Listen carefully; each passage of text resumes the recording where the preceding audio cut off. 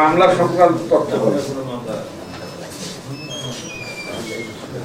প্রেরিত যে দলীয় মনোনয়ন সেই দলীয় স্বাক্ষর ভিন্ন থাকায় মামলার তথ্য আপনি জানতেন না? একটা তথ্য কোথায় ঘোষণা করছি।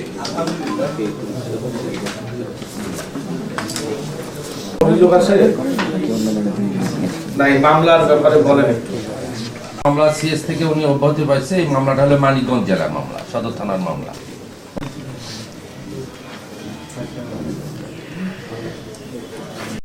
বর্তমানে চলমান স্যার। সিএস ভুক্ত আসামি, সিএস নাম্বার দেওয়া।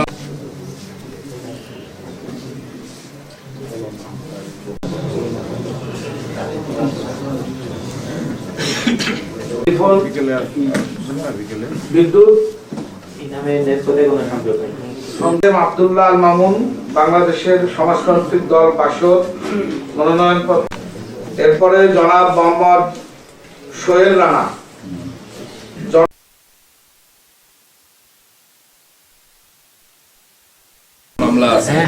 মামলা সর্বশেষ অনুযায়ী উনি ঋণ খেলাফি হিসেবে ওনাকে চিহ্নিত করা।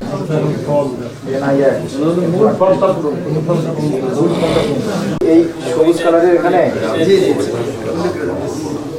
এখানে দিয়েছেন। আমি আছি, ওটা হয়তো মিস্টেক পরে করেন মিস্টেক করলে তো